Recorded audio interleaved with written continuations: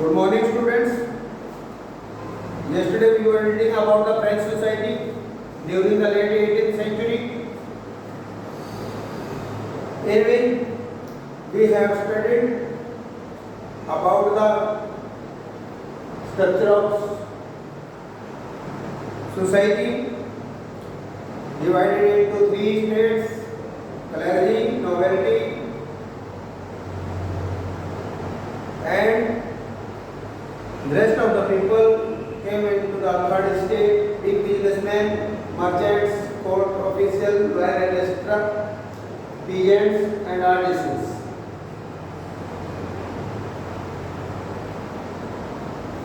Today, the struggle to survive, the struggle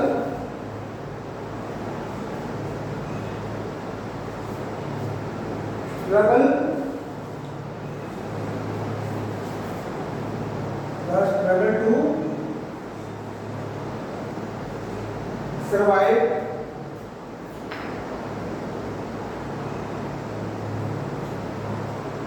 जीविका के लिए संघर्ष।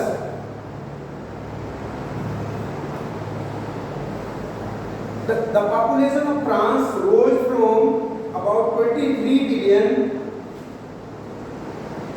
in 1750 to 28 million in 1789. This led to the rapid increase in the demand for food grains.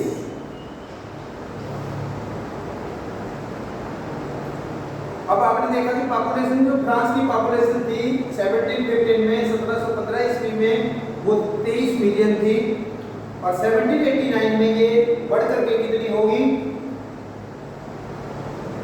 28 millions. This led a rapid increase, ये जो है बहुत ही ज्यादा जो population increase होने से जो है फूड ग्रेन की डिमांड बढ़ी। Production of grains could not keep pace with the demand. अब प्रोडक्शन इतना ज्यादा नहीं हुआ जितना की डिमांड बढ़ गई। So the price of bread which was staple diet of majority rose rapidly.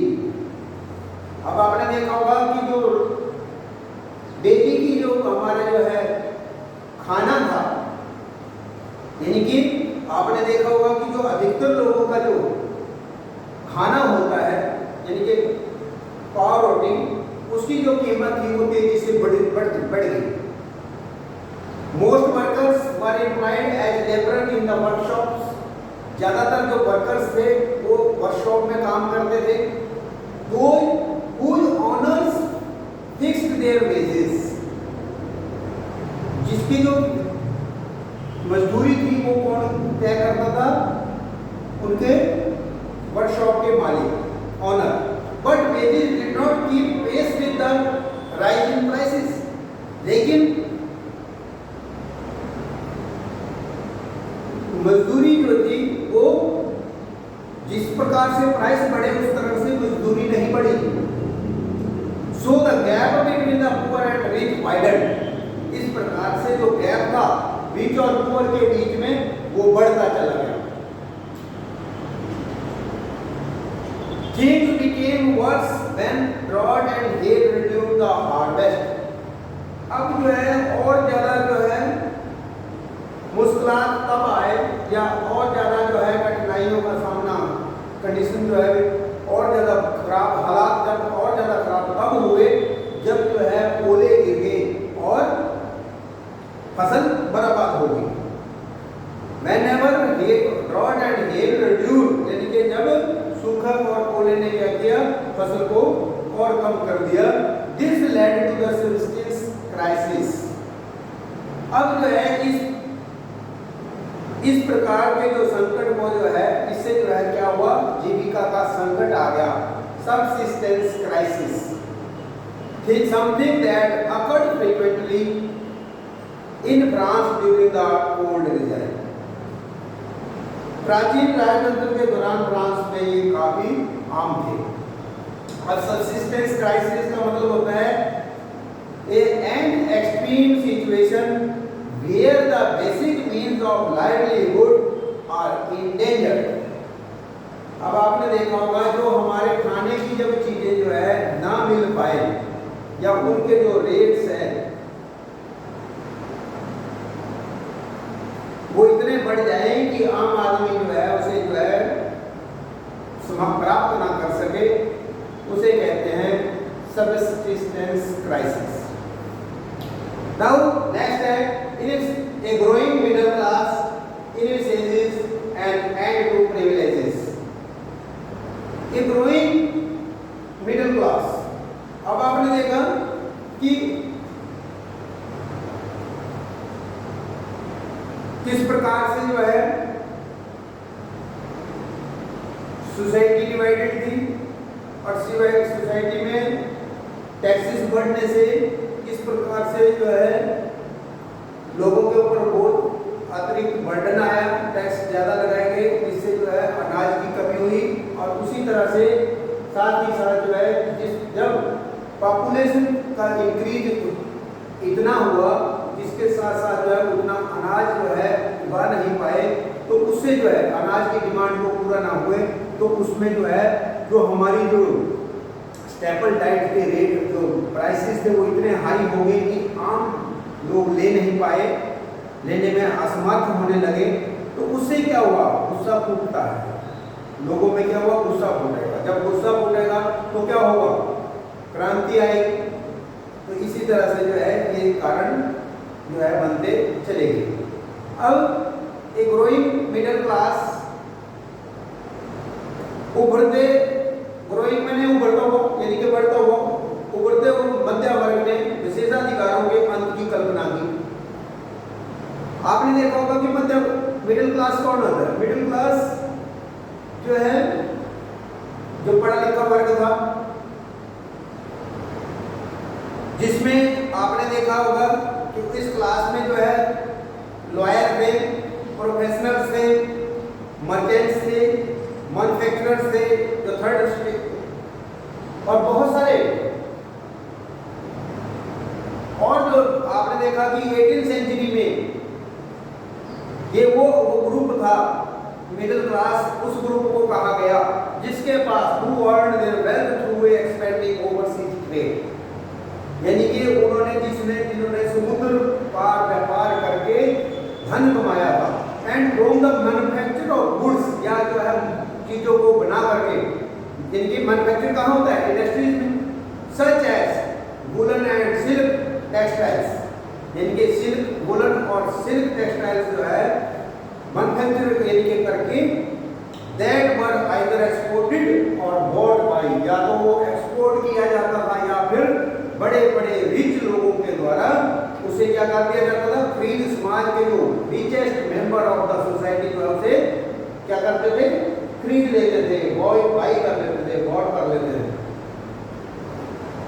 In addition, अब आपने देखा होगा कि जो ऑल दीज वर एजुकेटेड, अब ये जितने भी लोग थे ये क्या थे, एजुकेटेड थे।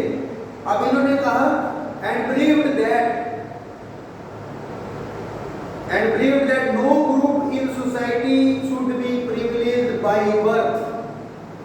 अब इन्होंने कहा कि किसी भी ये विश्वास करते, इन्होंने ये कहा कि कोई भी समाज का कोई भी समूह जन्म से विशेषाधिकार लेकर के नहीं आता है, इनके जन्म से जो है उसके विशेषाधिकार नहीं होने चाहिए। कि क्यों, आपने देखा होगा कि जो क्लर्की थे, फर्स्ट स्टेट और सेकंड स्टेट के जो लोग थे वो जो है उनको प्रिविलेजेस दी गई थी, उन्हें टैक्स नहीं देना पड़ता था। और वो rather a person's social position must depend on his merit, इसके बावजूद उनका कहना था कि इसके बावजूद क्या होना चाहिए,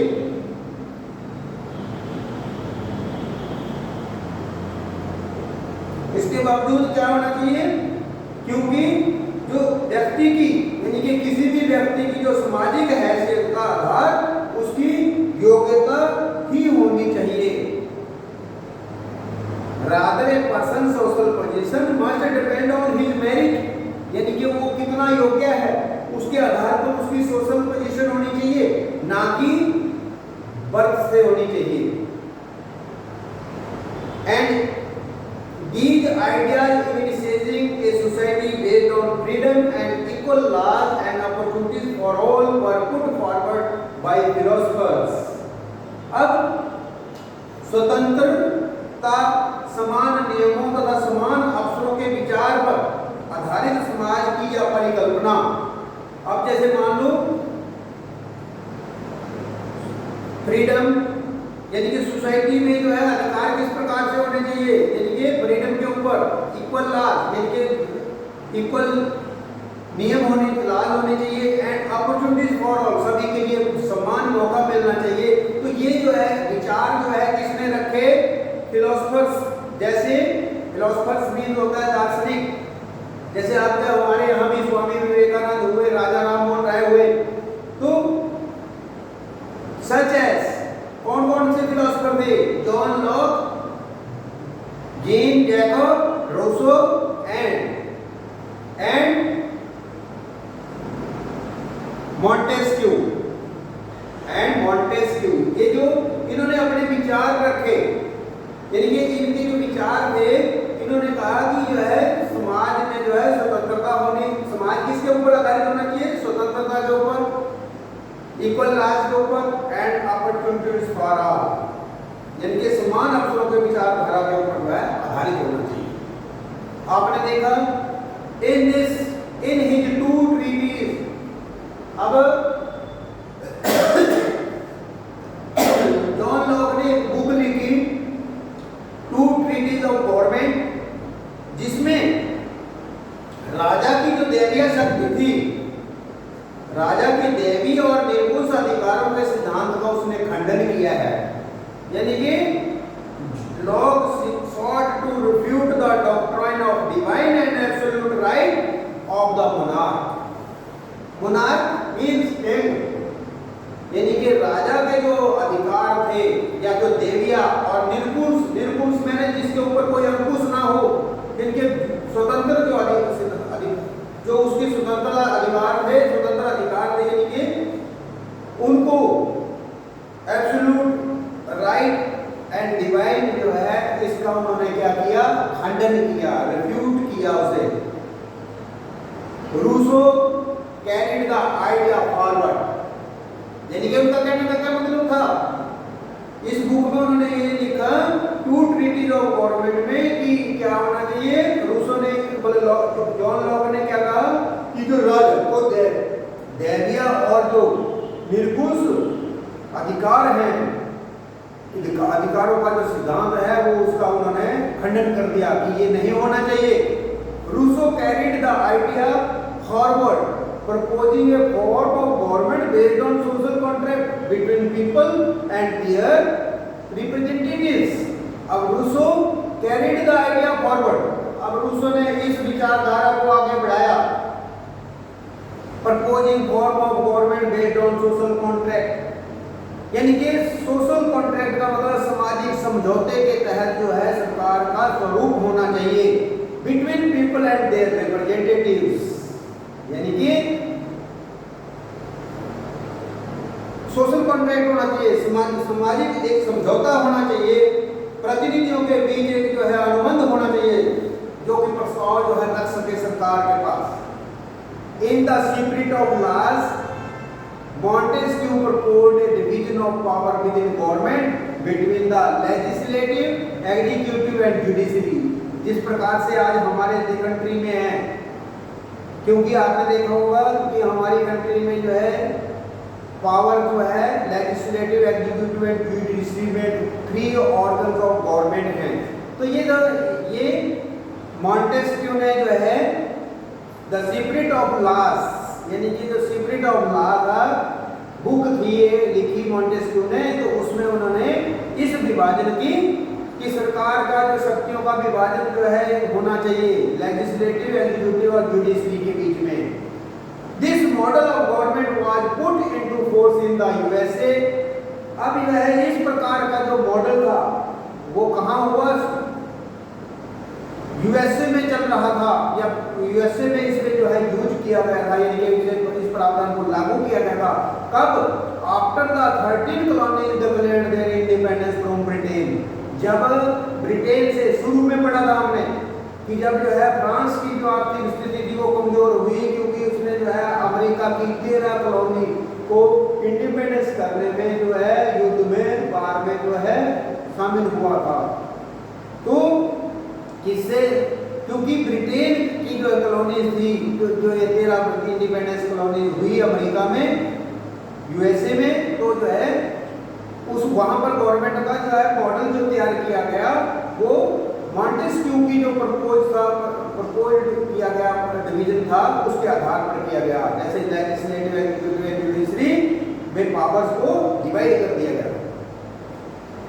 The American Constitution and its guarantee of individual right was an important example for political thinkers in France.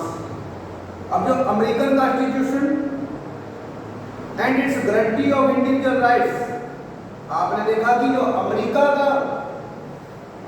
America के जो है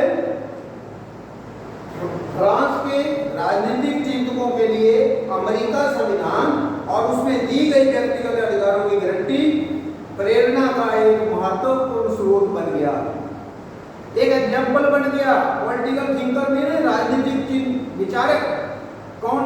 फ्रांस में जो राजनीतिक विचारक थे उनके लिए क्या बन गया कि अमेरिका क्यों? अमेरिका में जो अमेरिका का जो संविधान और उसमें जो दिए गए व्यक्तिगत अधिकार थे वो बहुत ही महत्वपूर्ण हो गए। The ideas of these philosophers were discussed intensively in salons and coffee houses and spread among people through books and newspapers.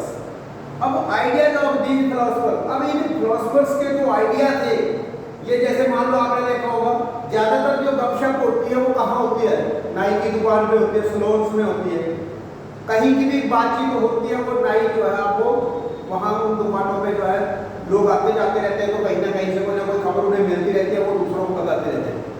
And coffee houses में चाय जहाँ पीते हैं आप, चाय की दुकान पे भी ऐसा ही होता है।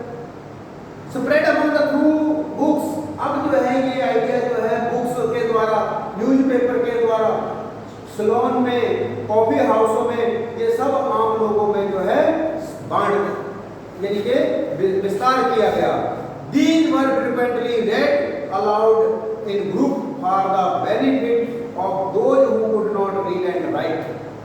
अब जो है आपने देखा होगा कि बहुत सारे लोग अनपढ़ थे तो उन्हें जोर जोर से पढ़ के सुनाया जाता था, जो नहीं पढ़ सकते थे या तो उन्हें जो है सुनाया जाता था पढ़ करके जोर जोर से, ताकि उनके वो भी जो है इसे इसके ऊपर विचार करें। The news that Louis XVI planned to impose further taxes to be able to meet the expenses of the state generated anger and protest against the system of privileges. अब क्या हुआ?